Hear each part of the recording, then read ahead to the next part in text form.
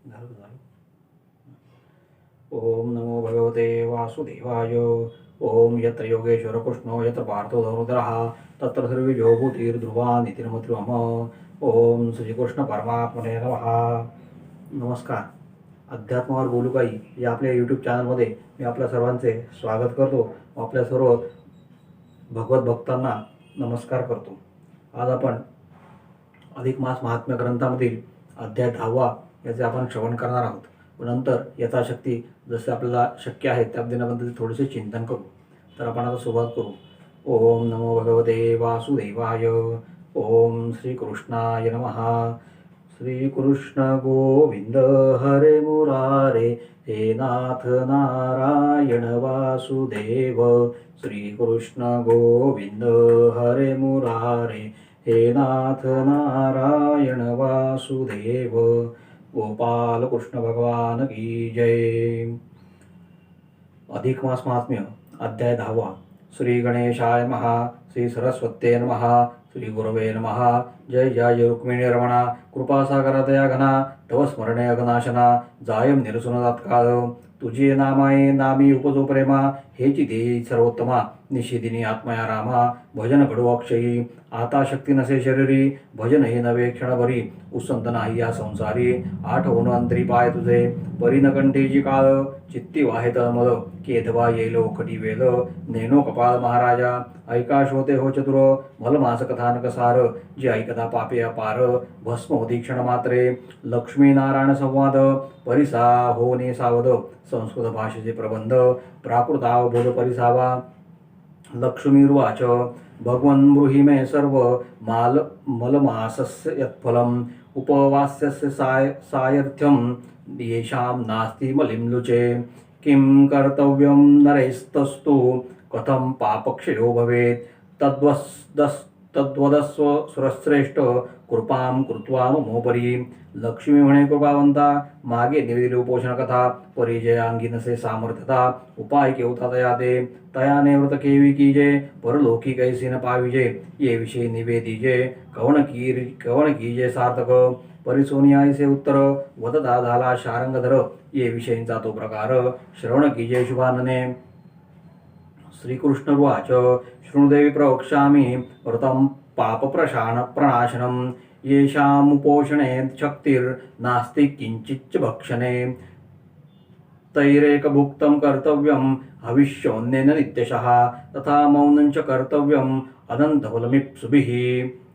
विष्णू वदेते अवसरी शक्ती नाही जयाते शरीरी तयाचे व्रत श्रवण करी कवणे परी आचरावे तयाने करावे हविषान्न वरी एकभुक्त करून भोजन करावे मौन्य धरून नसे अन्य साधन बई मौन्य भोजनायसे पाही साधन दुसरे नाही तेने माते जिंकिले पाही ऐके नवाई आणिक मौने पापाचा क्षय मौन्य सौभाग्य प्राप्त होय मौन्य सर्व शांत होय निरसुनी जाय सर्व अरिष्टे मौन्य कलहाची हानी मौन्य आयुष्यवर्धनी मौन्य सौख्याते पावनी मौन्य भोजनी सादर कार्याते असावे मौन्य स्नान होम आणि भोजन याचे फळ करी श्रवण अति आदरे करुनिया मौन्य केलिया स्नान कांती सुंदर तेजस्वी पूर्ण आणि होय श्रीमान करी स्नान मौन्यसी होम करिता मौन्य करून आयुष्य वृद्धी होय जाण आणि काही साधन करिता भोजन मौन्यसी स्नाने संतुष्ट होय जाण अग्नि संतुष्ट होय होमे करून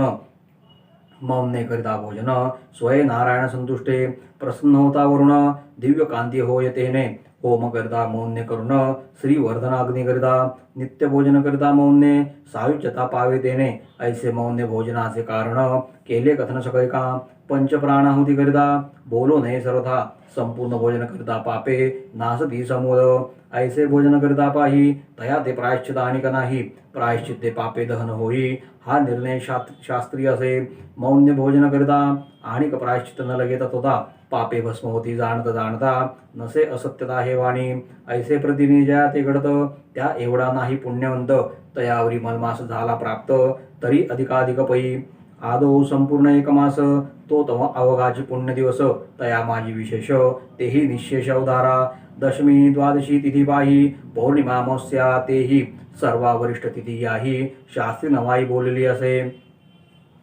इतुक्या तिथी वरुणी पर्व काळ टाकी ओवाळणी व्यतिपात वैद्युती कल्याणी इतुक्यावरून निवाळीजे प्रत्यही जरी न घडे स्नान अथवा ब्राह्मण पूजन नक्त अथवा मौनी भोजन दीपदान यथाविधी न घडे अपुपादिदान न घडे ब्राह्मण भोजन सत्पातीर न घडे गोदान तेची लक्षण ऐकपा इतुकेही न घडे जरी त्रिरात्र व्रता ते स्वीकारी स्नानदान बरविया परी नक्त करी मौन्य भोजन यासी तो वेचावे न लागे काही कष्ट करावे स्वदेही तेने तुष्टमान शेषशाही पर्व सर्व ही कुलकल्याण पुढे हेचे व्रत नारदे केले तया ते ज्ञान प्राप्त झाले सत्यवती नाथे सेविले विश्वामित्रादी भले मुनींद्र याने केले मौन्य व्रत तरीच पावले ब्रह्मत्व ऋषी मंडळी माझी महत्व प्राप्त झाले तया ते आधीच मलमास उत्तम त्यावरी द्वादशी पर्वनेम वरी पौर्णिमा उत्तमोत्तम कैचा राहे पापलेशा सकल दान केलियाचे फळ अथवा तीर्थ केलियाचे फळ किंवा पुरश्चरण मंत्रमंडल किंवा दिदले पृथ्वीदान इतकेही घडदा एकीकडे मौन्य भोजन जया ते घडे तरी ना तुळे तया ते न घडे सांगतो रोकडे श्लोकोधारे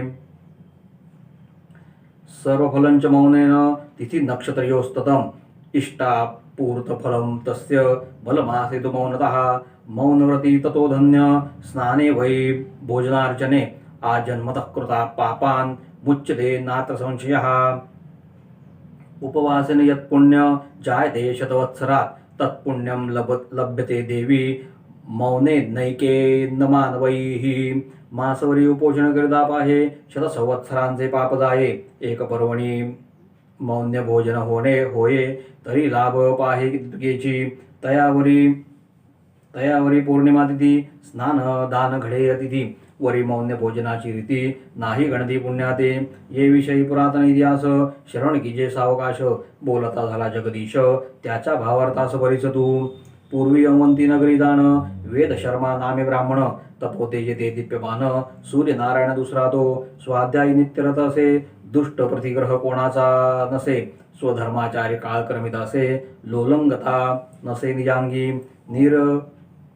निरसता निरंगारी मत्सर कवना तेही न करी प्राणी मातारा ते कृपा करी अपत्या भरी जीवा मात्री तो प्रवर्तला मलमास ब्राह्मण चिंता करी रात्रंदिवस म्हणे पदरी संचय नशे धनास वाटे हव्यास धनाचा तयासी उपाय की जे कवण भिक्षा मागत न मिळे कण कोणी न देती वस्त्र जीर्ण मग द्रव्य कोठून प्राप्त होय फुकाचे न मिळे तक्रपाणी हे तव सोली व दुःखाची करणी पूर्ण दरिद्र कृपे करुणी दिदले मज लागुनी भगवंते जरी कष्ट व्हावे शरीर तरी शक्ती नाही अपार उपोषण करावे निर्धार तरी अन्नगत प्राण हा क्षणभरी नसता अन्न तात्काळ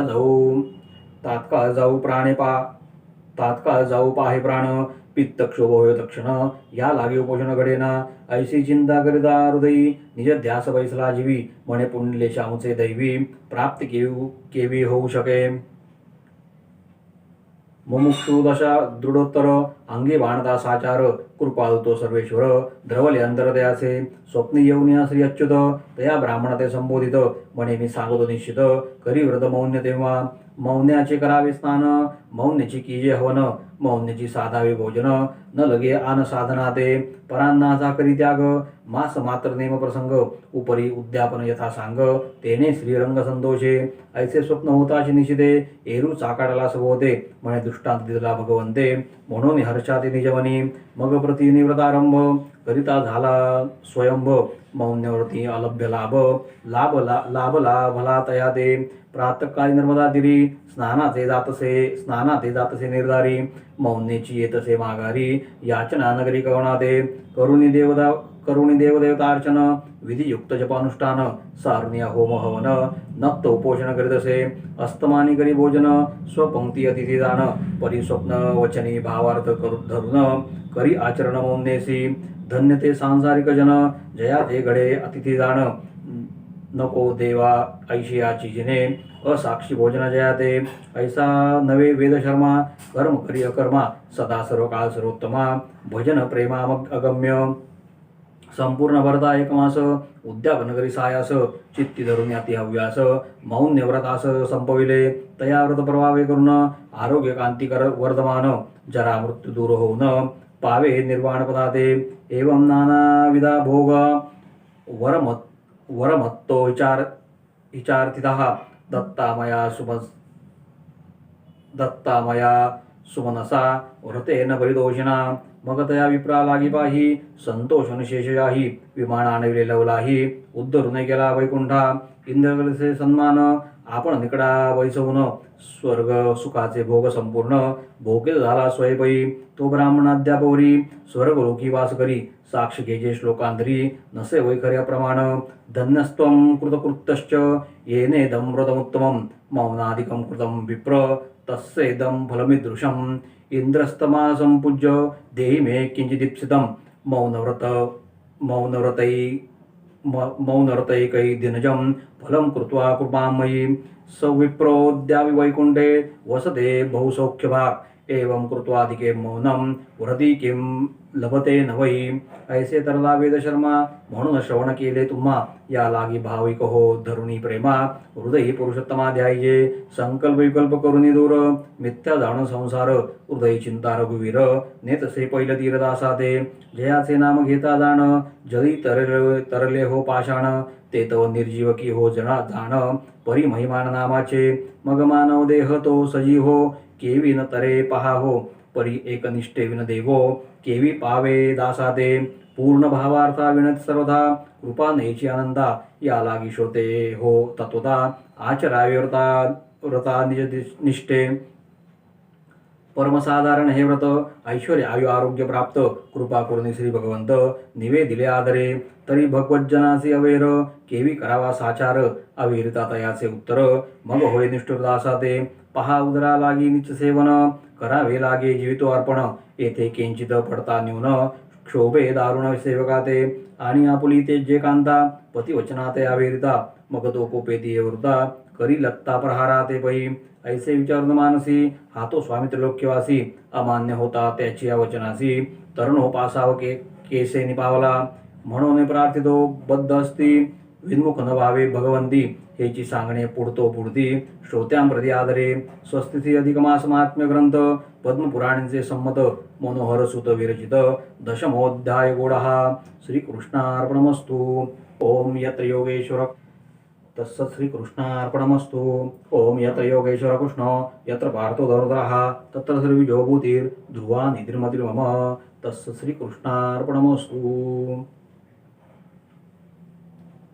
तर श्रोते हो, आज आपण अध्याय 10व्या अध्यायाचे आपण श्रवण केले। त्याच्यामध्ये भगवंतांनी काय सांगितले आहे त्याचा आपण थोडंसं चिंतन करूया।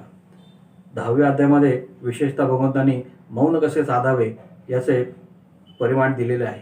त्यात भगवंत पुढे पहिल्यांदा सांगतात की जेव्हा लक्ष्मीदेवीने भगवंताला प्रश्न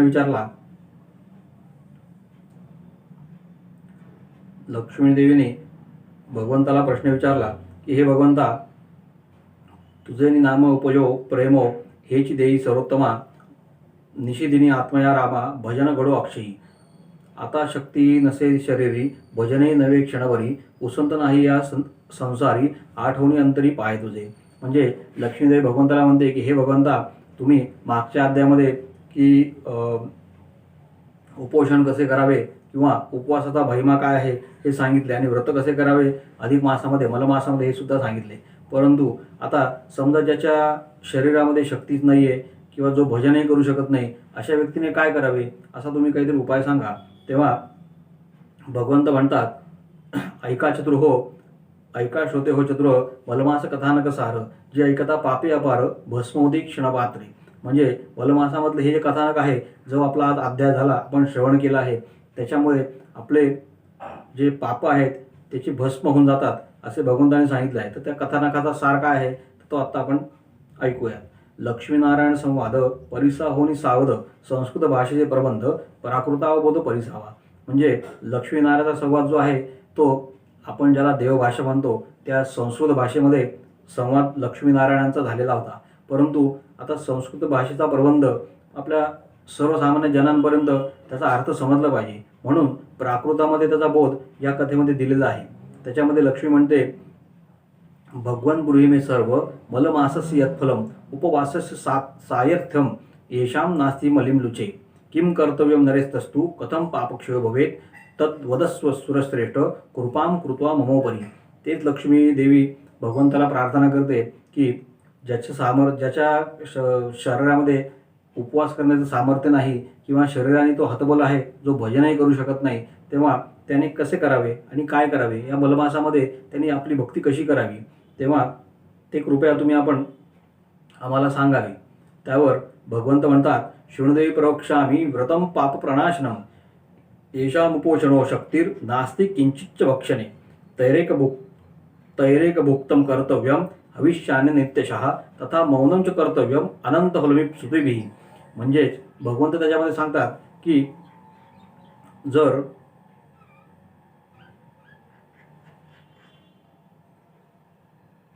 आपली जर उपोषण करायची शारीरिक स्थिती नसेल तर आपण उपोषण करू नका, परंतु फक्त हविष्यानं जरी घेतलं तरी सुद्धा तुम्हाला त्याचं फळ मिळणारच आहे.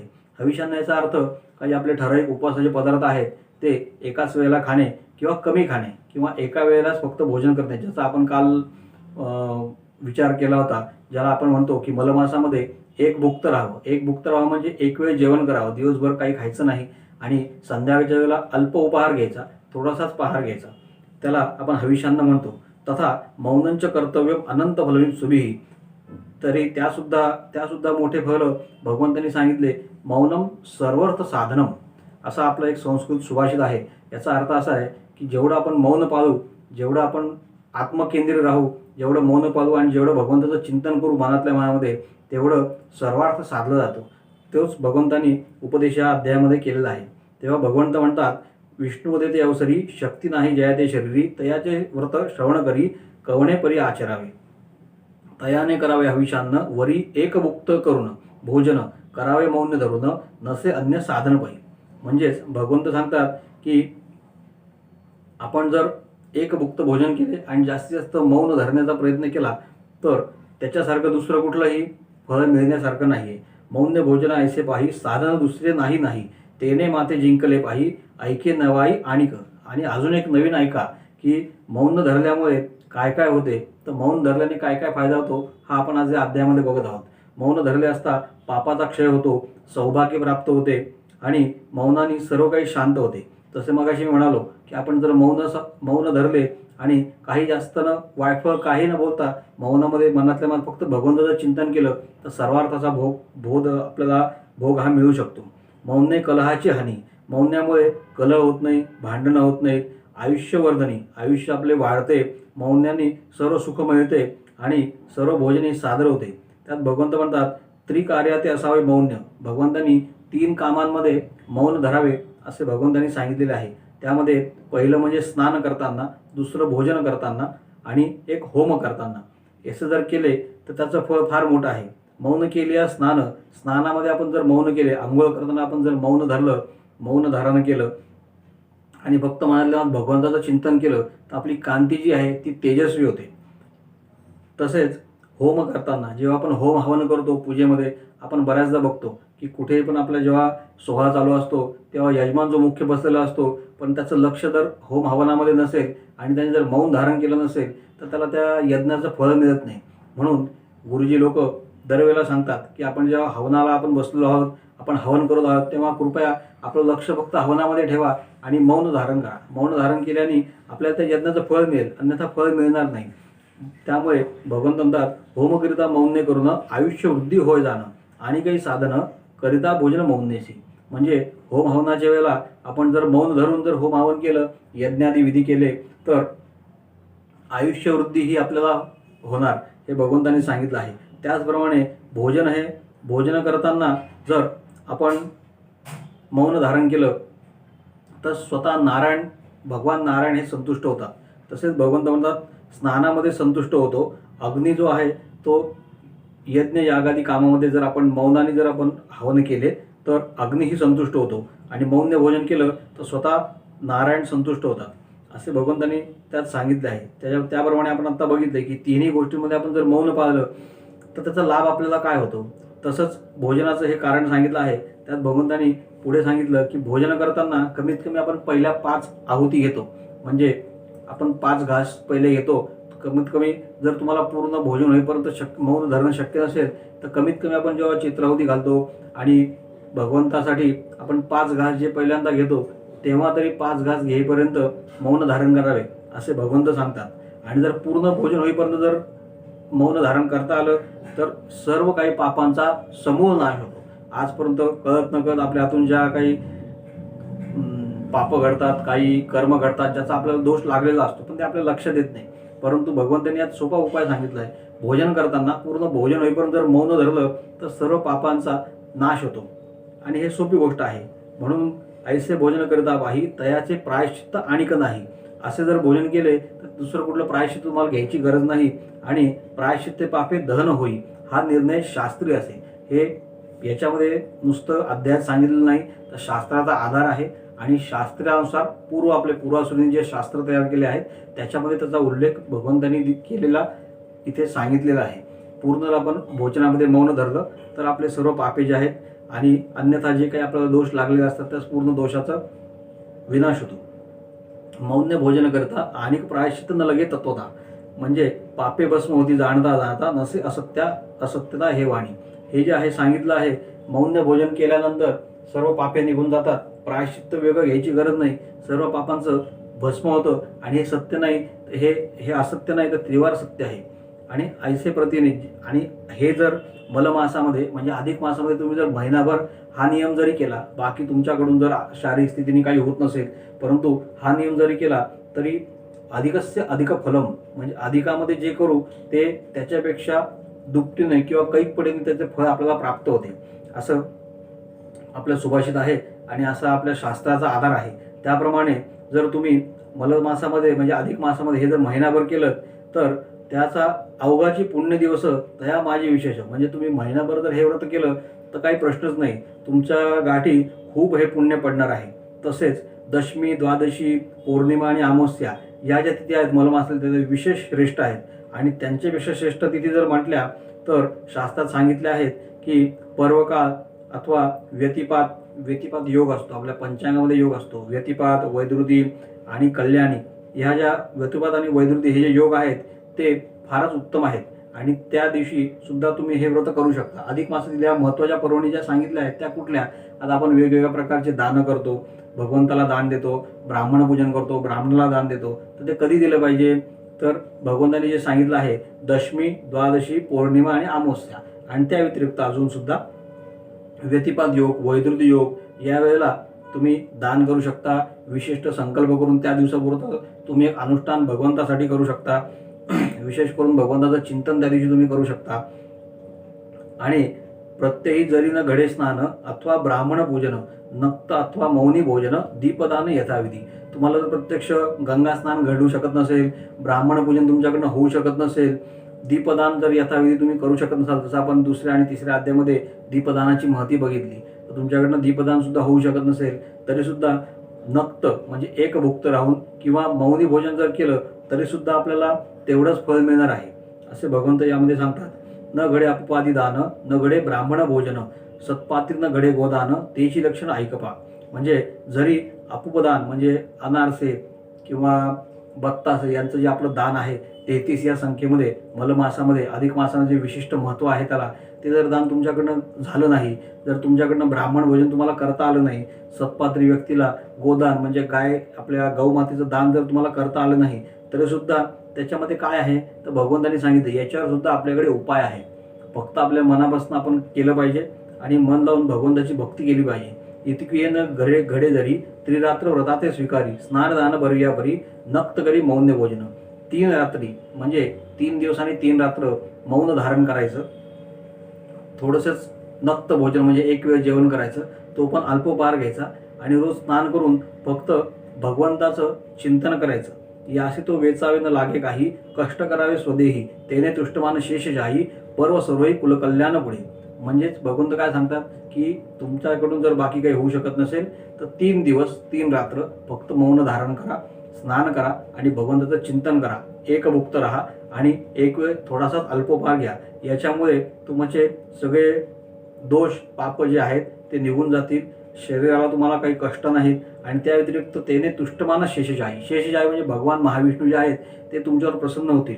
हे जे व्रत नारद केले त्याने ज्ञान प्राप्त झाले. आपले नारद मुनी जे आहेत ब्रह्मर्षी देवऋषी म्हणतो आपण त्यांना, त्या नारद मुनींनी हेच व्रत केले होते, त्यामुळेच ते सत्यवतीनाथे सेविले म्हणजे सत्यवान सावित्रीचा नाथ म्हणजे प्रत्यक्ष भगवान भगवंत श्रीकृष्ण यांची त्यांनी सेवा केली आणि विश्वामित्रासारखे भले मुनींद्र जे आहेत यांनी सुद्धा हेच मौनव्रत धारण केले आणि त्या मौनव्रताची महती म्हणजे काय झाली तर त्यांना ब्रह्मत्व मिळाले आणि ऋषी मंडळींमध्ये त्यांचे महत्त्व मोठे झाले. महत्त्व का मोठे झाले तर हा दिखावा नसून त्यांना जे ब्रह्मत्व आणि जे ज्ञान मिळाले त्याच्यामुळे ते सर्वश्रेष्ठ ठरले. याप्रमाणे आधीच मलमासामध्ये जो भगवंतांनी सांगितलं आहे द्वादशी पर्व किंवा पौर्णिमा हे उत्तम आहेच, परंतु सकल ज्ञान केल्याचे फळ अथवा तीर्थ केल्याचे फळ म्हणजे भगवंत सांगतात की द्वादशी आणि पौर्णिमा या इतक्या उत्तम तिथी आहेत मलमासामधल्या अधिक मासामधल्या की त्या दिवशी जर तुम्ही हे अनुष्ठान केलं. आता द्वादशी उद्याच आहे, आजची एकादशी आहे, कमला एकादशी आहे आणि द्वादशी उद्या आहे, तर उद्याचा दिवस खूप सुंदर आहे. अधिक मासामधला खूप पुण्य मिळवण्यासारखा दिवस आहे. उद्या तुम्ही हे अनुष्ठान करू शकता, दिवसभर मौन धारण करू शकता. त्याने सुद्धा काय फळ आहे तर दान केल्याचे फळ मिळेल किंवा तीर्थस्नान केल्याचे तीर्थक्षेत्री गेल्याचे फळ मिळेल किंवा पुरश्चरण, आपण एखाद्या मंत्राचं पुरश्चरण करतो, ठराविक लक्ष किंवा कोटी अशी संख्या घेऊन त्याचं आपण पुरश्चरण करतो, त्या विधीला पुरश्चरण म्हणतात. ते पुरश्चरण केल्याचे सुद्धा फळ मिळेल किंवा पृथ्वीदान दिल्याचे सुद्धा फळ मिळेल असे भगवंतांनी यामध्ये सांगितलंय. म्हणजे नुसतं मौन धारण करण्याचे किती मोठे फळ आहे हे आपल्याला याच्यामध्ये दिसते. इतुकी ही घडता एकीकडे मौन्य भोजन जयाते घडे तरी ना तुये तयाते न घडे सांगते रोकडो श्लोकधारी. या श्लोकाद्वारे भगवंत, आता पुढे आपण हा श्लोक बघू, त्यात भगवंतांनी सांगितलं की मौन्य भोजनामुळे काय काय मिळत नाही तुम्हाला तर सर्व काही गोष्टी तुम्हाला मिळू शकतात. अशी कुठली गोष्ट नाही की तुम्हाला प्राप्त होणार नाही. मनापासून भगवंताचं स्मरण करा आणि मौन धारण करा. त्याचा मतितार्थ पुढे श्लोक आपण मगाशी ऐकलाच आहे, फक्त पहिली एक ओळ मी तुम्हाला एकदा ऐकवतो. सर्व फलंच मौनेन तिथी नक्षत्र योस्ततम इच्छापूर्त फलम तस्य मलमासितु मौनतः. मलमासामध्ये जर मौन धारण केलं तर इच्छित असलेलं सर्व फळ हे मिळतं. सर्व नक्षत्र तिथीमध्ये फल हे सर्वात, मौन व्रत हेच फार मोठं आहे. उपवासेन यत पुण्य जायते शतवत्सरात तत् पुण्यम लभ्यते देवी मौन नेकैव मानवैहि. उपवास केल्याने जे पुण्य मिळतं ते शतवत्सरात म्हणजे शतसंवत्सर 100 वर्षे ते पुण्य आपल्याला गाठी राहील असं आहे. आणि तेवढंच पुण्य किंवा त्याच्यापेक्षाही जास्त पुण्य, अधिकस्य अधिक फलम, म्हणजे त्याच्यापेक्षा जास्त पुण्य आपल्याला मौनामध्ये मिळणार आहे. मासवरी उपोषण करिता आहे शतसंवत्सराचे पाप जाई. महिनाभर आपण उपोषण केलं असता 100 वर्षांचं जे काही पाप आहे, आपल्या मागील जन्मातलं कर्म जे काही आहे, जे पाप आहे त्याचा नाश होतो. परंतु एक पर्वणी जर मौन्य भोजन केले म्हणजे मौन धारण करून जर भोजन केले तरी सुद्धा तेवढंच 100 संवत्सरांनी एवढं 100 वर्षांनी एवढं सुद्धा आपल्याला त्याच्यामध्ये फलित मिळणार आहे. तयावरी पौर्णिमा तिथी स्नान दान घडे अतिथी मौन्य भोजनाची रीती नाही गणती पुण्याते. त्यात विशेष म्हणजे तुम्हाला जर पौर्णिमेला तीर्थस्नान झालं किंवा आपल्याकडं दान घडलं तर फार मोठं पुण्य आहे. आणि तेही नाही करू शकले तर पौर्णिमेला मौन धरून भोजन करा, त्याची गणती फार मोठी आहे. याविषयीचा एक जुना इतिहास आहे, तो आता त्याची जी कथा आहे ती मी तुम्हाला सांगतो. असे भगवंत पुढे सांगतात. पूर्वी अवंती नावाची एक नगरी होती. तेथे वेदशर्मा नावाचा एक ब्राह्मण राहत होता. तो चांगला तेजोमय दैदिप्यमान ब्राह्मण असल्यासारखा होता. जसं सूर्यनारायणाचं तेज आहे त्याप्रमाणे त्याचं साधना मोठी होती, त्याची भगवंताप्रती सेवा आणि भक्ती मोठी होती, त्याच्यामुळं तेज चांगले होते त्याचे. तो स्वाध्यायी होता. नित्यरत तो आपल्या सेवेमध्ये, स्वाध्यायामध्ये आणि भगवंताच्या सेवेमध्ये असे. तो कधीही कोणाकडनं प्रतिग्रह म्हणजे कोणाच्याही वस्तू कोणाकडूनही काही घेत नसे. स्वधर्मानुसार तो आपला कालक्रम करीत होता आणि त्याला कुठल्याही गोष्टीचा अहंकार नव्हता. तो कोणाबद्दलही मत्सर धरत नव्हता. सगळ्या प्राणीमात्रांमध्ये तो आपल्या मुलासारखं प्रेम करत होता. आणि त्या काळामध्ये जेव्हा मलमास म्हणजे अधिक मास आला तेव्हा ब्राह्मण चिंता करू लागला की माझ्या पदरी तर काही धन नाही, त्यामुळे मी कोणाला दान देऊ शकत नाही आणि माझ्याकडे धनाचा मी काही साठा केला नाही, त्यामुळे मी कोणाला दानही देऊ शकत नाही, तर आता मी काय करावे, हा त्याला फार मोठा प्रश्न पडला. आणि भिक्षा मागायला गेलं तर भिक्षा कुठे मिळत नव्हती, कारण अधिक मास असल्यामुळे सर्वजण तेव्हा अनुष्ठान करत होते. पूर्वीचा काळ वेगळा होता. प्रत्येकानं आपापल्या परीने अनुष्ठान करायचा, उपवास करायचा, त्यामुळे त्याला कोणी ना वस्त्र देत नव्हतं ना कोणी भिक्षा देत नव्हतं. तो विचार करत होता की आता आपल्याला फळ पण मिळत नाही, काहीच मिळत नाही, आता प्राप्ती कशी व्हायची. आणि एवढा चांगला अधिक मास आला आहे पण आपल्याकडनं तर काही घडत नाही, आता काय केलं पाहिजे. फुकाची ना मिळे तक्र पाणी हे तव सोलियो दुःखाची करणी. त्यामुळे त्याला फार दुःख होते, कारण तो दरिद्राने त्रासलेला होता आणि फुकट त्याला ना पाणी मिळत होतं आणि ना ताक, तक्र पाणी म्हणजे आपलं पाणी किंवा ताक, दूध ह्या ज्या गोष्टी आहेत त्याला काही कुठे मिळत नव्हतं आणि त्याच्यामध्ये त्याची तब्येतही खालावली होती. जरी कष्टभावी शरीर तरी शक्ती नाही अपार. त्यामध्ये शक्तीसुद्धा त्याला शरीरामध्ये शक्ती नव्हती की तो काही करू शकत होता आणि उपोषणही करू शकत नाही. पण अन्नगत प्राण आहेत आणि उपोषण करणारे त्याचं शरीर नव्हतं. त्यामुळे क्षणभरी नसता अन्न तात्काळ जाऊ पाहे प्राण. पित्त क्षोभ म्हणजे पित्त उठायचं, त्याच्यामुळे तो उपोषणही करू शकत नव्हता. अशा वेळेला तो खूप चिंता करत भगवंताचा ध्यास लावून बसला की माझ्या गाठी एवढं सुद्धा पुण्य नाही की अधिक मास आलेला असताना मी व्रतानुष्ठान काही करू शकत नाही. ते बघून भगवंताला त्याची दया आली आणि भगवंतांनी त्याच्या स्वप्नामध्ये त्याला संबोधित केले. त्याला स्वप्नामध्ये जाऊन त्याला दृष्टांत दिला. त्याला असे सांगितले, मौन्याची करावे स्नान, मौन्याची कीजे हवन, मौन्याची साधावे भोजन, न लगे आन साधनाते. असे म्हटल्या परान्नाचा करी त्याग, मास मात्र नेम प्रसंग, उपरी उद्यापन येता सांग, तेने श्रीरंग संतोषी. म्हणजे भगवंतांनी स्वप्नामध्ये त्याला दृष्टांत दिला आणि भगवंत म्हणाले की परतीने तू व्रताचा आरंभ कर, मौन धारण कर दिवसभर आणि संध्याकाळी थोडासा अल्पोपहार घे. प्रातःकाळी नर्मदा तीरी स्नान करत जा, नंतर मौन धारण करत जा आणि कुठे ना कुठेतरी याचना म्हणजे भिक्षा माग. जे काय मिळेल त्यातून तू भगवंताची आराधना कर, भगवंताची सेवा कर आणि वियुक्त जप अनुष्ठान कर. असं सगळं करून शक्य होईल तर तू होम हवन कर, भगवंतासाठी हवन कर आणि जेवढं शक्य आहे तसं तुझ्या शरीरानुसार तू उपोषण कर, कमीत कमी एक वेळ जेवण कर. असं सांगून अस्तमानी करी भोजन, संध्याकाळ झाली की भोजन कर. जे अतिथी असतील, जे काही आपल्याला भिक्षा मिळेल एकट्याने न खाता 4 जणांना ती द्यावी, ते अन्नदान आहे. हे सुद्धा एक उदाहरण याच्यामध्ये आज भगवंतांनी दिलं आहे. स्वपंक्ती अतिथी जाणं परी स्वप्नवची वचनी, भावार्थ धरून करी आचरण मौन्यसी. आणि हे सगळं करताना कसं आहे की मौन धारण कर, हे भगवंतांनी त्याला सांगितलं आहे. त्याप्रमाणे धन्य ते सांसारिक जाणं, जया ते घडे अतिथी जाणं.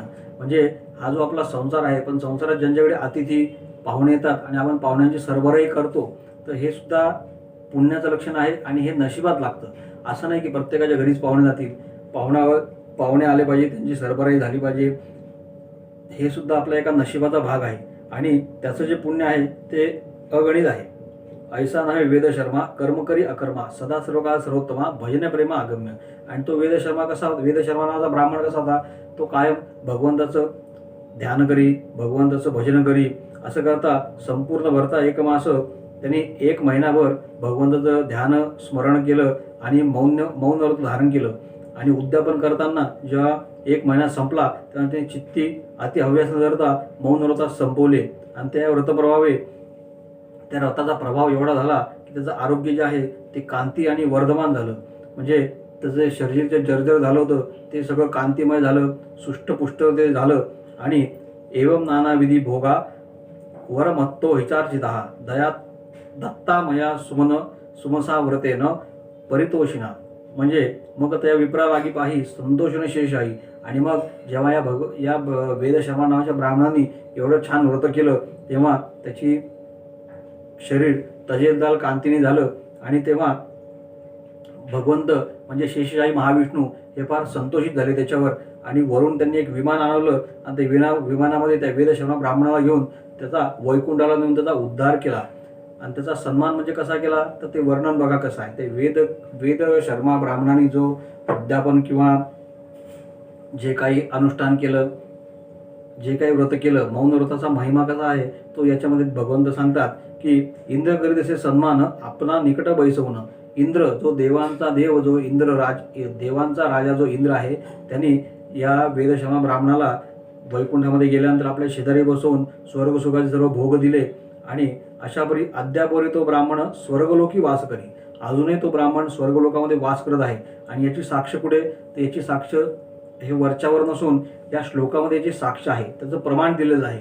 धन्यस्तम कृतकृत्यश्च येनेदम व्रतमुत्तमम, मौनादिकम कृतम विप्र तस्सेदम फलमित दृश्यम. अजूनही तो ब्राह्मण स्वर्गामध्ये ह्या फळाची उपभोग घेत आहे, असे भगवंत याच्यामध्ये आपल्याला सांगतात. ऐसा तरला वेदशर्मा म्हणून श्रवण केले तुम्हा, या लागी भाविको धरुणी प्रेमा, हृदयी पुरुषोत्तमा ध्यायी. असे ही जी कथा सांगितली याप्रमाणे वेदशर्मा जसा तरुण गेला, भगवंताची भक्ती करून तरुण गेला, ही कथा तुम्हाला सांगितली. याच्यातनं आपणही बोध घ्यावा आणि पुरुषोत्तम म्हणजे भगवान श्रीकृष्णाचं ध्यान मनन चिंतन करावं. आणि आज एक संकल्प करावा की मिथ्या जाणून संसार हृदय चिंता हृदय रघुवीर, हा संसार जो आहे तो सर्व मिथ्या आहे. संसाररूपी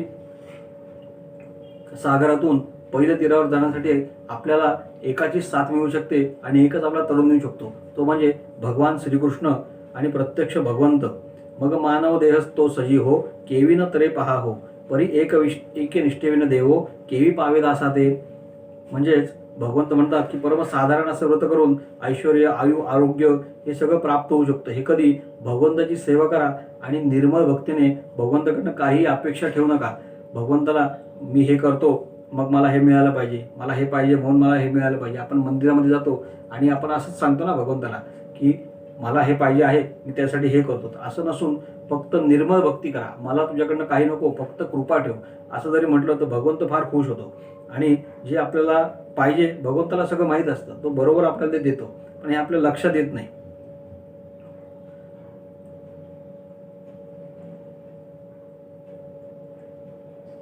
त्यामध्ये भगवंत पुढे सांगतात, तरी भगवत जनासी अवेर, केवी करावा साचार, अवेरीचा तयाचे उत्तर, मग होय निष्ठुर दासा ते. पहा उतरा लागे नीच सेवन, करावे लागे जीवितो अर्पण.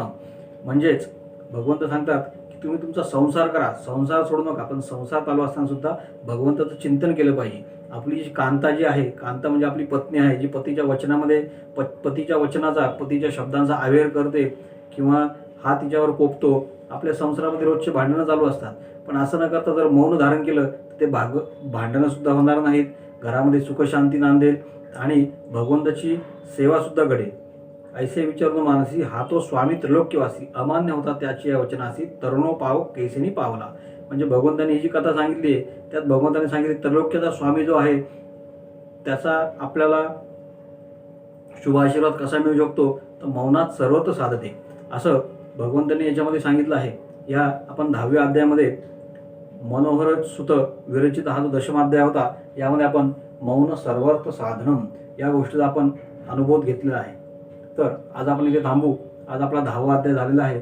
ही सेवा आपण भगवंताच्या चरणी अर्पण करू. तस्सत् श्री कृष्णार्पणमस्तु. ओम यत योगेश्वर कृष्ण यत्र पार्थो धनुर्धरः तत्र सर्व योगोदीर ध्रुवा निधिर्मति मम. तस्सत् श्री कृष्णार्पणमस्तु. तर श्रोते हो, आजची कथा आणि आजचा मतितार्थ जर आपल्याला आवडला असेल तर आपल्या अध्यात्मावर बोलू काही या यूट्यूब चॅनलवर नक्कीच आपण कमेंट्समध्ये लिहू शकता की आपला अभिप्राय काय आहे, आपल्याला कसे वाटले. यातनं आपली काही सूचना असेल तर आपण नक्कीच ती देऊ शकता. त्याबरोबरच आपली ही जी हे चॅनल आहे त्याला लाईक करून नक्की शेअर करा, आपल्या आप्तजनांना सुद्धा सांगा. त्याच्यामुळे जास्तीत जास्त मलमासामध्ये अधिकस्य अधिक फलम या पद्धतीने आपण जी सेवा भगवंताचरणी करतो तीच तुम्ही अजून 4 लोकांना जर सांगितली तर न कळतपणे तुमच्या अजूनही भगवंताची भक्तीच घडणार आहे. अजून 4 जण ते बघतील, अजून त्यांना बोध होईल आणि जे काही आहे ते चांगलंच आहे, याच्यामध्ये काही नुकसान होणार नाही. तरी सगळ्यांनी लक्षात ठेवा आणि अध्यात्मावर बोलू काही या आपल्या चॅनलला नक्कीच शेअर करा आणि लाईक करा. याबरोबरच आजची कमला एकादशी आहे. या कमला एकादशीच्या सर्वांना खूप खूप शुभेच्छा. आज संध्याकाळी म्हणजे याच्या पुढच्या पर्वामध्ये एक मनामध्ये नियोजन आले आहे की उत्तमोत्तम अशा अधिक मासामध्ये विष्णू सहस्त्रनाम म्हणजे भगवंताच्या 1000 नावांचं जे स्तोत्र आहे त्याचा आपण पाठ करू, जेणेकरून ज्याला कोणाला ते येत नसेल तर नुसतं तुम्ही ऐकलं जरी तरी सुद्धा तुम्हाला त्याची थोडीफार का होईना प्राप्ती होऊ शकते आणि तो आनंद मिळू शकतो. धन्यवाद. तस्सत् श्री कृष्णार्पणमस्तु.